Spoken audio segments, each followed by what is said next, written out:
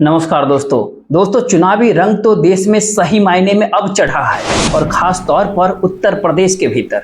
और उत्तर प्रदेश को यूं ही नहीं कहा जाता है कि दिल्ली का रास्ता उत्तर प्रदेश से होकर के ही निकलता है। उत्तर प्रदेश ने इस भारत देश को सबसे ज्यादा प्रधानमंत्री दिए हैं और वर्तमान प्रधानमंत्री नरेंद्र दामोदर दास मोदी भी उत्तर प्रदेश के बनारस लोकसभा सीट से ही चुनाव लड़ रहे हैं। लेकिन सवाल देखिए कि दूसरी ओर जहां रायबरेली एक नए राजनीतिक पोल के तौर पर उत्तर प्रदेश के भीतर खड़ा हो गया है, जहां तय करना है कि अब अगली 41 लोकसभा की सीटों पर जहां पर उत्तर प्रदेश में वोटिंग होनी है, उस जगह का रास्ता बनारस से होकर के निकलेगा या फिर रायबरेली उस रास्ते की धुरी बन जाएगी। सियासी तौर पर यह एक ऐसी परिस्थिति है जिसने उत्तर प्रदेश के भीतर सामाजिक, आर्थिक और राजनीतिक परिस्थितियों को राजनीतिक तौर पर रायबरेली के जरिए उठा दिया है। और वहीं बीते करीब 10 सालों में जो कुछ भी इस भारत देश के सामने उभर करके आया है, उसके केंद्र में बनारस है। लेकिन लड़ाई बनारस और रायबरेली की नहीं है। आज तो जिक्र उस अमेठी और रायबरेली का जिसके आसरे उत्तर प्रदेश की राजनीतिक धुरी आने वाले 41 लोकसभा सीटों को लेकर कहीं एक ही झटके में बदल न जाए। और शायद इस बदलती हुई परिस्थितियों की हवा को जो है कोई दूसरा नहीं बल्कि ये कहे कि नरेंद्र मोदी और शाह भी समझ रहे हैं और योगी भी समझ रहे हैं, क्योंकि इसी दौर में एक और राजनीतिक तंज है जो तंज प्रधानमंत्री नरेंद्र मोदी रायबरेली को लेकर के कस रहे हैं। और वहीं दूसरी ओर उसी रायबरेली के भीतर सोनिया गांधी की मौजूदगी आज हुई, जब उन्होंने भावनात्मक तरीके से कहा कि मैंने अपना बेटा आपको दिया है और ये आपको निराश नहीं करेगा। लेकिन सवाल फिर वही कि भावनात्मक तौर के भाषण और सियासी तंज भर का नहीं है। उत्तर प्रदेश की सामाजिक आर्थिक परिस्थितियां जो है क्या राजनीतिक के पीठ पर सवार हो सकती है? और जिन सारे मुद्दों को लगातार दबाया गया या फिर उत्तर प्रदेश की अपनी आर्थिक माली स्थिति जो कि लोगों के साथ जुड़कर यहाँ के गरीबी की रेखा से नीचे पड़े हुए 5 करोड़ से अधिक लोगों को हाथ देती है, क्या उनके सारे सवाल राजनीतिक के पीठ पर सवार है जिसका जिक्र राहुल गांधी कर रहे हैं? या फिर एक बहुत बड़े संगठन को संभालने के बावजूद अखिलेश यादव बार बार कमजोर इस दौर में क्यों पड़ जाते हैं? और कहीं पहली बार समाजवादियों का हुजूम हो या फिर समाजवादी पार्टी का पूरे जिले दर जिले फैला हुआ उत्तर प्रदेश के भीतर संगठन हो, उसको दिखाई पड़ने लगा है कि अगर अखिलेश और ये राहुल की जोड़ी अगर चल पड़ा उत्तर प्रदेश के भीतर और पूरा संगठन समाजवादियों का अगर एक साथ जुट गया 2024 के लोकसभा चुनाव के मद्देनजर, तो क्या बनारस और क्या रायबरेली परिस्थितियां तो फैजाबाद के भीतर भी बदल जाएगी, जहां पर अयोध्या का नारा और राम मंदिर का नारा लगाते हुए वोट बटोरने की कोशिश उत्तर प्रदेश के भीतर शुरुआती दौर में हुई जरूर थी, लेकिन वह फेल हो गई। तो क्या ऐसे में सच में अब 5वें चरण की वोटिंग से पहले सियासत उत्तर प्रदेश की आपको बिल्कुल एक नए हवा की झोंकों के समान दिखाई देगी? और इसका अंदाजा आज क्यों हुआ? क्योंकि अगले 5वें लोकसभा की वोटिंग जो 5वें चरण में होनी है, उसमें से 13 सीट तो बीजेपी जीती, जिसमें 14 सीटें पे वोटिंग होनी है। पूरा बुंदेलखंड बीजेपी जीती थी 2019 की लोकसभा। उसके बाद अमेठी भी नहीं छोड़ा था। और जिस मध्य उत्तर प्रदेश के भीतर के तमाम लोकसभा सीटें हैं, वहां पर भी बीजेपी को ही सीट 2019 के लोकसभा में मिले थे। फिर इस बार कौन सा कमाल होने वाला है? कई मुद्दे एक साथ हैं, खास तौर पर 3 बड़े बड़े मुद्दे। पहला एक कि गरीबी का है। गरीबी मुद्दा राजनीतिक तौर पर बन जाए और राजनीतिक पलट डाले, ऐसा होता नहीं है, लेकिन शायद इस दौर में हो रहा है। इस दौर में जातीय समीकरण का सेंसस और धर्म की राजनीति से ऊपर कहीं लोगों के सवाल हैं जो बेरोजगारी और महंगाई से जुड़े हैं। ऐसा आमतौर पे होता नहीं है, लेकिन इस बार हो गया है। और जिस जातीय समीकरण या फिर कहे धार्मिक ध्रुवीकरण के आश्रय वोटरों को साधा जाता था, उसमें पहली बार 2024 के लोकसभा चुनाव में कांग्रेस सबसे बड़े खिलाड़ी के तौर पे वो मैदान में है, क्योंकि वो खुले तौर पर OBC, schedule caste, schedule tribes, minorities जी नहीं, इन सब बातों से हट करके वह ये बात कहना चाह रही है कि इस भारत देश में किसकी कितनी हिस्सेदारी और किसकी कितनी भागीदारी होनी चाहिए। ये जिक्र इससे पहले कांग्रेस कभी करती नहीं थी और उत्तर प्रदेश की राजनीतिक जमीन पर ये सब कुछ पहले होता आया है। तो क्या एक ही झटके में तमाम समीकरण इस दौर में बदल गए? आज शुरुआत रायबरेली से कर लेते हैं। भाषणों का दौर देश में चल रहा है, अचानक सोनिया गांधी की रायबरेली में एंट्री होती है। सोनिया गांधी के लिए कुर्सी खाली छोड़ दी गई। वहीं राहुल गांधी भाषण रोक, प्रियंका गांधी वाड्रा सोनिया गांधी को लेकर के पहुंचती है। सोनिया गांधी सबसे पहले अखिलेश यादव से मिलती है, उसके बाद जाकर राहुल गांधी उनको गले लगा लेते हैं। और फिर इन परिस्थितियों के भीतर अपने बेटे को रायबरेली के हवाले जब वो कर रही है सोनिया गांधी, सब कुछ चंद सेकंड में उभर करके देश के सामने आ जाता है।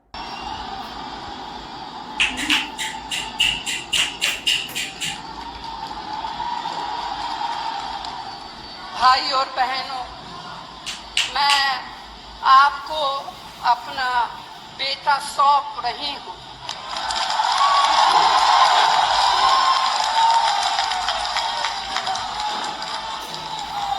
अपना बेटा सौंप रही हूँ, जैसे आपने मुझे अपना माना, वैसे ही राहुल को अपना मान कर रखना है। ये राहुल आपको निराश नहीं कर। जाहिर सी बात है, ये भावनात्मक तौर पे कहे गए शब्द थे, लेकिन सियासी तौर पर कांग्रेस की सच्चाई ना तो रायबरेली के भीतर है, ना अमेठी में है, ना मोहनलालगंज के भीतर है, और ना ही लखनऊ के भीतर, ना ही फैजाबाद के भीतर। लेकिन इन तमाम जगहों पर समाजवादी पार्टी की मौजूदगी है, उसका संगठन है, उसका कार्यकर्ता है। और इस बार समाजवादी पार्टी और कांग्रेस एक साथ खड़ी है। लोकसभा की सीट में रायबरेली और अमेठी गांधी परिवार के साथ जुड़ी हुई जरूर रही है, लेकिन उस सारे संगठन की कमी लगातार महसूस 80 के दशक के बाद से कांग्रेस ने शुरू कर दी, जो मंडल कमंडल की राजनीति के बाद कांग्रेस हवा हवाई हो गई। लेकिन पहली बार समाजवादियों का हुजूम कांग्रेस के साथ खड़ा है 2024 के लोकसभा चुनाव में। राहुल गांधी के नेता और चेहरे के तौर पर वो अगुवाई करते हुए दिखाई पड़ रहे हैं 2024 के लोकसभा चुनाव में। तो क्या एक ऐसी परिस्थिति है, इससे पहले समाजवादियों का संगठन जो चूक रहा था और सिर्फ अखिलेश यादव अपने ही बूते चीजों को अपने अनुकूल कर नहीं पा रहे थे, उसके भीतर राहुल गांधी के साथ जुड़ने में सच में एक और एक 11 कर दिया, जिसका जिक्र हर मंच से अखिलेश यादव कर रहे हैं। क्योंकि अपने तौर पर अगर समझिएगा तो लोकसभा सीट में अमेठी या फिर रायबरेली की लोकसभा सीट का जब जिक्र करेंगे आप, तो वोटों के परसेंटेज के हिसाब से अगर देखेंगे तो 2019 के लोकसभा चुनाव में अमेठी में कोई बहुत बड़ा अंतर नहीं था कांग्रेस और बीजेपी के बीच में। बीजेपी को करीब 49% वोट पड़े थे, कांग्रेस को करीब 44% वोट पड़े थे, और ये मार्जिन बहुत बड़ा नहीं था, लाख से भी बहुत कम था। और उससे पहले की परिस्थिति के भीतर अगर झांकिएगा तो 2014 के लोकसभा चुनाव में अमेठी में राहुल गांधी को 46-47% वोट पड़े थे, बीजेपी को करीब 34-35% वोट पड़े थे। लेकिन समूचा उछाल 2014 के बाद 2019 में आ गया, और उत्तर प्रदेश के हर लोकसभा सीट पर अगर आप समझिएगा तो 2009 के बाद से 2014 के लोकसभा चुनाव में एवरेज औसतन वोट परसेंटेज जो भारतीय जनता पार्टी का बढ़ा है वो करीब 15 से 20% तक बढ़ा। अमेठी के भीतर उसने जबरदस्त उछाल देखने को मिला था, और ये सारे उछाल इतना ज्यादा रहा कि इसको लेकर के ये सारे सवाल लगातार उठने लगा कि किस तरीके से भारतीय जनता पार्टी आगे बढ़ती चली गई, या फिर भारतीय जनता पार्टी को 2009 में अमेठी के भीतर केवल 5% वोट पड़े थे, 29% वोट 2014 के लोकसभा चुनाव में बढ़ गए और 34% पे आ गई। उसमें भी इजाफा 15% वोट का और हुआ, 2019 के लोकसभा चुनाव में हुआ 49% पे पहुंच गई। रायबरेली के भीतर केवल 3.5% वोट 2009 के भीतर मिली थी, लेकिन 2014 के लोकसभा चुनाव में वो 21% पे आ जाती है। चुनाव हारती है, लेकिन 2019 के लोकसभा चुनाव में वो 38% पे पहुंच जाती है, फिर चुनाव हारते हैं, लेकिन वोट परसेंटेज लगातार बढ़ रहा है। तो क्या यह 10 साल उत्तर प्रदेश की राजनीति में नरेंद्र मोदी काल था, जो केंद्र की राजनीति के आश्रय उत्तर प्रदेश के कमोबेश हर लोकसभा की सीट को प्रभावित कर रहे थे। और ये स्थिति फैजाबाद की है, जो जिसके दायरे में अयोध्या आता है। और वहां भी अगर समझिएगा तो 2009 के लोकसभा चुनाव में बीजेपी को वोट 20% वोट पड़े थे, लेकिन 2014 के लोकसभा चुनाव में वो 28% से बढ़कर 48% पहुंच जाते हैं। 2019 में लगभग 48% ही रहते हैं, लेकिन इतना ज्यादा वोटों का इजाफा देश के किसी भी दूसरे लोकसभा सीट पर, किसी दूसरे राज्य के भीतर एवरेज तौर पर, औसतन तौर पर ऐसा नहीं देखा गया। लेकिन वहां पर समाजवादी और मायावती, यानी अखिलेश और मायावती की सियासत साधती चली गई अपने अनुकूल राजनीति को मंडल कमंडल के बाद से। लेकिन क्या 10 साल की उम्र के बाद अब दोबारा से उत्तर प्रदेश के भीतर एक ऐसी परिस्थिति आ गई जहां पर भारतीय जनता पार्टी ढलाव पे आ जाएगी? और शायद इसीलिए समाजवादी पार्टी के संगठन को राहुल गांधी के तौर पर एक चेहरा मिल गया जो राष्ट्रीय प्रतीक के तौर पर है और संदेश दे रहा है देश को कि दरअसल सत्ता बदल रही है 2024 के लोकसभा चुनाव में, और सत्ता बदलने के बाद 4 जून 2024 को इस देश में पूरी तरह से राजनीति बदल जाएगी, देश का प्रधानमंत्री भी बदल जाएगा। और ये अंदेशा अपने तौर पर अखिलेश यादव अगर अमेठी और रायबरेली से दे रहे हैं मंच से, ये जानते समझते हुए, चाहे वो रायबरेली हो, चाहे अमेठी हो, चाहे मोहनलालगंज हो, चाहे लखनऊ का जिक्र हो, चाहे उत्तर प्रदेश का फैजाबाद का जिक्र हो, कांग्रेस विधानसभा सीटों में पार्षदों में कहीं भी नजर नहीं आएगी समाजवादी पार्टी है। लेकिन पहली बार जो है वो समझ चुकी है कि केवल अपने बूते नहीं, इस बार जो है मिल करके चलेंगे तो स्थितियां पलट सकती है। और शायद इसी अंदाज में अखिलेश यादव आज नजर भी आए खुलकर। अमेठी में सिलेंडर वाले लोग, अमेठी में सिलेंडर वाले लोग अब सरेंडर कर रहे हैं। ये जो जन सैलाब दिखाई दे रहा है, ये आज फैसला कर रहा है कि राहुल गांधी जी न केवल जीतेंगे बल्कि देश की रिकॉर्ड जीतों में ये रायबरेली शामिल होने जा रहा है। और ये जन सैलाब बता रहा है, ये जन सैलाब ने रायबरेली की राय तय कर दी है। रायबरेली की यही राय है, भाजपा यहां से जाए। तो क्या अखिलेश यादव को ऐसा लगने लगा है कि 10 साल की उम्र राजनीतिक तौर पर, सियासी तौर पर किसी भी राजनीतिक दल के नेता का जो ग्लैमर होता है उसकी उम्र पूरी हो जाती है? और 10 साल नरेंद्र मोदी काल के तौर पर उत्तर प्रदेश की राजनीति में चल रहे थे और अब उस विचार का अंत हो गया। तो क्योंकि लगातार इस दौर में जगह जगह पर पहले, दूसरे, तीसरे, चौथे चरण की वोटिंग में जो बातें खुलकर दिखाई दी वो आने वाले 3 चरणों में अगर कहीं ज्यादा और घातक हो जाए भारतीय जनता पार्टी के लिए, तो फिर ये तय है कि दिल्ली का रास्ता बनारस में ही रुक जाएगी। और बनारस भी उत्तर प्रदेश की राजनीति से बाखूबी है, वो जानता समझता है कि कब किस रूप में किसको आगे करना है, किसे सिर पर बैठाना है और किसे जमीन पर ला करके पटक देना है। ये बनारस की अपनी क्या कही नहीं कहे बल्कि एक सागोई के भीतर ये समाया हुआ सच है। और ये हिस्सा जो है इलाहाबाद से बनारस तक और बनारस से गोरखपुर तक बाखूबी चलता है। और इस पूरी पट्टी के भीतर चुनाव अगले 3 चरणों में होना है। सवाल उठता है कि इन सब के बीच बुंदेलखंड का एक इलाका है और बुंदेलखंड के भीतर की एक आवाज भी जो वहां के मुश्किल परेशानी है वह भी भारतीय जनता पार्टी को काफी बेचैन कर रही है। सवाल अब केवल वहां पानी भर का नहीं है, सवाल केवल प्रवासी मजदूर भर का नहीं है, सवाल तो वहां की उन सारे जरूरतों का है जो खेती और किसानी से जुड़े हुए, जिसका जवाब सरकार दे ही नहीं पा रही है। और यही कारण है कि झांसी हो, जालौन हो, हमीरपुर हो, बांदा हो, जो बुंदेलखंड के इलाके हैं, इन इलाकों के भीतर का सवाल भारतीय जनता पार्टी को परेशान कर रही है। और इन्हीं के मुद्दों से जुड़े हुए सारे मुद्दे जो उत्तर प्रदेश की राजनीति से जुड़े हैं उसको पहली बार राहुल गांधी उठा रहे हैं। और ये डर जो है कहीं ना कहीं समाने लगा है, क्या सच में इस बार उत्तर प्रदेश के भीतर रायबरेली और बनारस की भी एक टक्कर है? और ये बात सामान्य तौर पर कोई प्रधानमंत्री कहता नहीं है, लेकिन इस बार खुले तौर पर प्रधानमंत्री नरेंद्र मोदी ने रायबरेली का जिक्र करके बोल ही दिया। सपनों की इंतहा देखिए,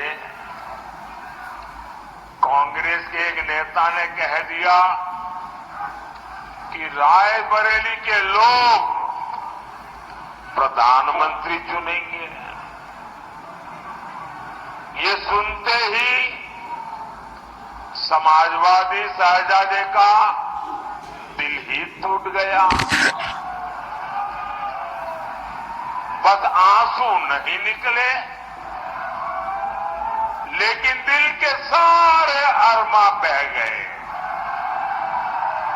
4 जून के बाद मोदी सरकार बनेगी तो आपको पता है और भी बहुत कुछ होगा। बताओ क्या होगा? बताओ। ये इंडी गठबंधन टूट करके बिखर जाएगा, खटाखट खटाखट। जाहिर सी बात है, जिक्र उत्तर प्रदेश का हो रहा है, उसमें प्रधानमंत्री नरेंद्र मोदी जब ये बात कह रहे हैं कि रायबरेली कोई सपना देख रहा है, तो कोई इस बात से इनकार करेगा नहीं कि मौजूदा परिस्थिति में रायबरेली प्रधानमंत्री को चुनने जा रहा है। क्या सच में इस पर मुहर लग गई है या लग जाएगी? दरअसल ये सारे सवाल उत्तर प्रदेश की सामाजिक आर्थिक परिस्थितियों के भीतर बहुत ही गहरा है। भारतीय जनता पार्टी अपने सर्वे में इस बात को समझ रही है कि योगी का बुलडोजर हो या फिर प्रधानमंत्री नरेंद्र मोदी का अयोध्या में राम मंदिर के प्राण प्रतिष्ठा को करना हो, या फिर ये कहे बनारस और मथुरा का जिक्र बार बार हो रहा हो, बात इससे बन ही नहीं रही है। क्योंकि जमीन के हालात जो है इतने बुरे इस दौर में हो चले हैं कि वहां पहला बड़ा सवाल जो है यह भी एक हो चला है कि जिस राशन कार्ड के ऊपर अनाज मिलता था वह भी इस दौर में गायब हो गए। और बहुत ही सिस्टमेटिक अंदाज में सरकार ने पीडीएस सिस्टम को खत्म कर दिया है और उसके ठीक समानांतर गरीब कल्याण योजना को लाकर खड़ा कर दिया है। उत्तर प्रदेश का सच इस दौर का यह है कि उत्तर प्रदेश में पूरा पीडीएस सिस्टम जो जुड़ा हुआ है करीब करीब 1 करोड़ परिवारों से जाकर जुड़ा हुआ है, और उसके भीतर जो अंत्योदय का कार्ड लेकर के चलते हैं उनकी संख्या करीब 40 लाख परिवारों की है। लेकिन एक अगला सच यह भी है कि 5 किलो मुफ्त अनाज देना और अलग अलग कार्ड के जरिए, चाहे वह बीपीएल कार्ड हो, अंत्योदय कार्ड हो, एपीएल कार्ड हो, इन तमाम कार्ड के जरिए जो अनाज मिलता है, उसके बाद 5 किलो अनाज का जिक्र जो सरकार इस दौर में यह सोचकर लगातार कर रही है, यह सोचकर सियासी जीत का हामी भर रही है कि देखिए फ्री का अनाज दे रहे हैं तो इस बार जीत पक्की है। तो समझना एक बात और होगा कि इसी दौर में आखिर क्यों कांग्रेस ने महिला न्याय का सवाल उठाया, क्यों 10 किलो अनाज देंगे अगर सत्ता में आए, तो 2-3 दिन पहले मल्लिकार्जुन खड़गे साहब ने क्यों ऐसा ऐलान कर दिया। दरअसल इस दौर में, कांग्रेस के दौर में, फूड सिक्योरिटी एक्ट के जरिए भोजन के अधिकार को कानूनी दर्जा दिया गया था, और उसी के बाद ये सवाल अगला बहुत बड़ा होते गया कि पीडीएस सिस्टम हमारा इतना मजबूत हो जाना चाहिए, यानी राशन कार्ड के जरिए, जो कि अपने तौर पर किसी को भी भूखा देश में न रहने दे। लेकिन 2011-12 से टारगेटेड पीडीएस सिस्टम जो शुरुआत होती है 2014 के लोकसभा चुनाव के बाद से, उसमें एक ऐसी सेंध लग जाती है कि जो लाभार्थी देश के हैं, यानी नरेंद्र मोदी सरकार जिनको लाभार्थी बनाती है, उनको लाभार्थी के तहत ही अनाज मिले और पीडीएस सिस्टम से उनको अनाज नहीं मिले। यह एक गजब की सोच है। क्या सियासी तौर पर एक गजब की स्थिति है? और उत्तर प्रदेश के भीतर में कमोबेश यही हुआ। जो अनाज राशन दुकानों से पैसा देकर मिलता था, और पैसा देने का मतलब वहां पर एक बात और था कि वहां पे चावल 3 रुपए किलो जो पीडीएस सिस्टम है, गेहूं 2 रुपए केजी, बाजरा 1 रुपए केजी, उसी के तहत जो है 35 केजी पर परिवार को दिया जाता है। लेकिन अगर वो लाभार्थी में शामिल हो गया तो फिर उसको वो अनाज वहां से नहीं मिले, क्योंकि ऐसा तो नहीं है कि आप अनाज सबको बांटते ही चले जाए और हर सिस्टम पैरेलल में चलता चला जाए, किसी को सामान्य तौर पर डायल्यूट करना पड़ेगा। और ये स्थिति बहुत ही शानदार अंदाज में नरेंद्र मोदी काल में अपनाई गई, इससे कोई इनकार नहीं कर सकता है। और इसीलिए कांग्रेस 10 किलो अनाज का जिक्र कर गई कि अगर आपके जहन में, आपके मन में 5 किलो अनाज की सुविधा बैठी है तो हम तो पीडीएस सिस्टम यानी राशन दुकान से 35 केजी अनाज जो बेहद सस्ते दाम पर मिलता है वह भी आपको देंगे, और उसके पैरेलल में 10 किलो अनाज भी देंगे। और इसी को एक नए शक्ल देते हुए राहुल गांधी ने, जो अमेठी और रायबरेली नहीं बल्कि ये कह के इससे पहले 2-3 दिन पहले झांसी में इन्हीं सारे बातों का जिक्र कर रहे थे, उत्तर प्रदेश के भीतर लगातार घूम करके जिन बातों का जिक्र पीडीएस से जीते हुए इस सवाल जो आना से कर रहे थे कि उसका एक ही कारण है कि उत्तर प्रदेश और बिहार 2 ऐसे राज्य हैं भारत के जहां पर भूखमरी की स्थिति न हो जाए, इसीलिए ये पूरा पीडीएस सिस्टम या फिर फूड सिक्योरिटी एक्ट को लाया गया। और अब तो उसमें राहत और रियायत देने के लिए, उसको संवैधानिक अमली जामा पहनाने के लिए कांग्रेस अपने मैनिफेस्टो के भीतर इसको जोड़ दी, जिसका जिक्र आज भी किया गया है।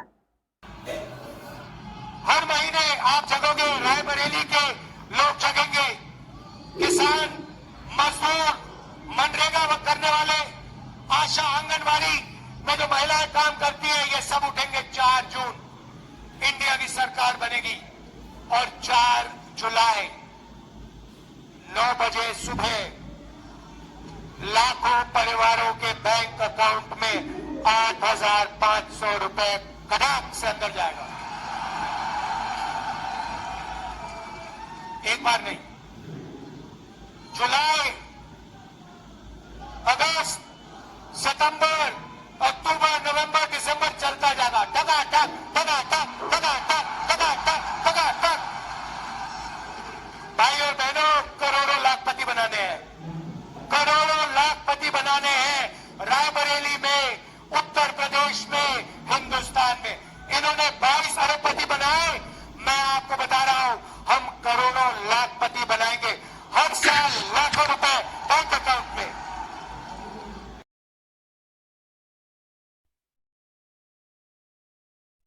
कांग्रेस ने इन सारे बातों का जिक्र किया, फिर ये कहे राहुल गांधी इन बातों का जिक्र कर रहे हैं, तो उसकी एकदम महीन तरीके से इसको अगर टटोलना है, समझना है, तो केवल इस बात से समझिए कि गरीब कल्याण योजना के अंतर्गत करीब करीब 15 करोड़ लोगों को उत्तर प्रदेश में 5 केजी अनाज मुफ्त में दिया जाता है।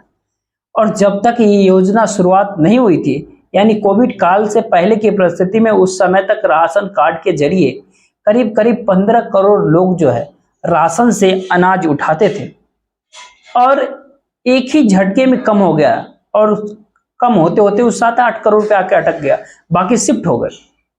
तो सियासी तौर पर राहुल गांधी इस बात को समझ रहे हैं कि अब जिस चरण में चुनाव पहुंच चुका है, उसमें लोगों की जरूरत और जमीनी सवाल मायने रखेगा। और खास तौर पर जो 163 लोकसभा की सीट बची है, जिसमें से 41 सीट लोकसभा की उत्तर प्रदेश की बची है, तो अगर उनको समझिएगा तो उसमें से 41 सीटों में 36 सीट उत्तर प्रदेश में भारतीय जनता पार्टी ने जीत रखी है। अपना दल के पास 2 सीटें हैं। अब वहां पर एक सेंध लगाने के पास बहुत बड़ा सवाल होता है कि उत्तर प्रदेश की सियासत और इस भारत देश की राजनीतिक परिस्थितियां दोनों को क्या एक साथ जोड़कर रायबरेली को 2024 के लोकसभा चुनाव में उसमें लोकसभा चुनाव का केंद्र बनाया जा सकता है, या फिर बनाने की दिशा में समाजवादी पार्टी और कांग्रेस काम कर रही है उत्तर प्रदेश में, जिस तर्ज पे बनारस खड़ा हुआ 2014 के लोकसभा चुनाव में। ये सारा सवाल अंदर खाने हैं, क्योंकि इसीलिए कि उत्तर प्रदेश के भीतर जिन सारे जगहों पर चुनाव होना है, देखिए मान लीजिए 5वां चरण का वोटिंग का जिक्र कर रहे हैं, जहां पर बुंदेलखंड काफी बेहद गरीब इलाका होता है, लेकिन ऐसा भी नहीं कि कौशाम्बी, केसरगंज, गोंडा जहां पर चुनाव होने हैं वो बेहतर स्थिति है वहां की, वो भी स्थिति कोई बेहतर नहीं हुआ। फैजाबाद की स्थिति आर्थिक तौर पर बेहतर। लेकिन उसके बाद जब आप आगे बढ़ेंगे तो 7वें चरण के भीतर तो पूरा पूर्वी उत्तर प्रदेश है, जहां पर बनारस है, मिर्जापुर है, देवरिया है, गोरखपुर है, घोसी है, बलिया है, चंदौली है, गाजीपुर है, ये तमाम जगह आएंगे। लेकिन इन 2 चरणों के बीच में 6ठे चरण की स्थिति और ज्यादा नाजुक है। वहां पे गरीबी है। शास्त्री का इलाका हो, आजमगढ़ हो, जौनपुर हो, भदोई हो, अंबेडकर नगर हो, संत कबीर नगर हो, फूलपुर की सीट हो, इन तमाम जगहों पर देखेंगे तो सामाजिक आर्थिक परिस्थितियां 2024 के लोकसभा चुनाव में देखिएगा तो काफी खराब है। और अगला सवाल उठता है कि सच में सही मायने में इस भारत देश के भीतर जो आर्थिक सवाल है, अगर आर्थिक सवालों का जवाब मुफ्त बांटकर लाभार्थी के तर्ज पर नरेंद्र मोदी सरकार ने किया, तो क्या उसकी काट कांग्रेस ने अपने मैनिफेस्टो, अपने वादों के आसरे लेकर के खड़ी हो गई? क्योंकि इस बात को जानती है कि जितनी बड़ी संख्या में गरीब कल्याण योजना से जुड़े हुए लोग हैं, उसमें सबसे बड़ी मात्रा उन्हीं 4 राज्यों की है, जहां पर जिन 4 राज्यों के भीतर अगले 3 चरणों के भीतर चुनाव होना है। और इन्हीं 3 चरणों में इन्हीं सब राज्यों को तय करना है कि बनारस या फिर रायबरेली। उत्तर प्रदेश के बाद की 15 करोड़ वहां पे लाभार्थी हैं जो गरीब कल्याण योजना से अनाज उठाते हैं। बिहार में इनकी संख्या करीब 8 करोड़ के आसपास है। महाराष्ट्र के भीतर ये 7 करोड़ है। पश्चिम बंगाल में ये 6 करोड़ है। यानी ध्यान देने वाली बात है, इस सबको जोड़ देंगे तो करीब करीब 36-37 करोड़ केवल इन 3 राज्यों के भीतर है। तो इन 3 राज्यों की गरीबी, मुफलिसी, इन 3 राज्यों के भीतर की बेरोजगारी, इन 3 राज्यों के भीतर की मजदूरी और इन 3 राज्यों के भीतर की खेती किसानी का सवाल, ये एक ऐसी परिस्थिति है और एक ऐसी ट्विस्ट की है 2024 के लोकसभा चुनाव के मद्देनजर, जिसमें प्रधानमंत्री नरेंद्र मोदी अपने भाषण के जरिए तंज तो कस रहे हैं, राजनीतिक तंज, लेकिन राजनीतिक फायदा उनको ये मिल रहा है या नहीं मिल रहा है, इसका एनालिसिस, इनका विश्लेषण शायद उनकी खिसकती हुई जमीन के आसरे है। लेकिन वहीं दूसरी ओर बिल्कुल इन बातों से हट करके राहुल गांधी उन सारे मुद्दों को अपने तौर पर इस बार गूंथ रहे हैं, जिसके जरिए देश के लोग अपने आप को उन मुद्दे के आसरे जोड़ने का प्रयास करेगा। और यही वो बड़ा सवाल है जो उत्तर प्रदेश की राजनीति को अगले 3 चरणों के भीतर डिगा सकता है, अगर उसका केंद्र रायबरेली बन गया तो ऐसे में चूंकि पहली बार 2024 के लोकसभा चुनाव में समाजवादियों का पूरा संगठन एक नेता और एक अपने नेता के तौर पर राहुल गांधी को दिख रहा है, क्योंकि उनके नेता अखिलेश यादव कांधे से कांधा मिलाकर राहुल गांधी के साथ जिस इमोशनल तरीके से खड़े हैं, वो संदेश उत्तर प्रदेश की राजनीति में बहुत बड़ा है। और यही वह कारण है जिससे भारतीय जनता पार्टी की सांस फूल रही है, या फिर बनारस के भीतर की परेशानियां माथे के ऊपर शिकन के तौर पर प्रधानमंत्री नरेंद्र मोदी के लिए है। क्योंकि इस राजनीति को, इस सियासत को साध पाने की स्थिति में गुजरात से चलकर बनारस पहुंचे नेता और दिल्ली से निकलकर रायबरेली पहुंचे नेता, जिनको अपने सामाजिक और सांस्कृतिक तौर पर पहचान उसी रायबरेली, अमेठी और उत्तर प्रदेश से मिली, दूसरी पहचान गुजरात से मिली, इन सारी परिस्थितियों के मद्देनजर आपको एक भाषणों की जो शब्दावली को अगर आप समझेंगे, जो अगले 3 चरणों के लोकसभा चुनाव के वोटिंग के दौरान नजर आएगा, उसमें मोदी जी का भाषण शायद सियासी तंज की दिशा में ही आगे जाए, और दूसरी ओर जमीनी मुद्दों के आश्रय देश के लोगों के भूखे पेट को समझते बूझते हुए नारों के शक्ल में अपनी मैनिफेस्टो को दिखाना, बताना राहुल गांधी शुरू कर दिए हैं। देखते रहिए। जय हिंद, जय भारत।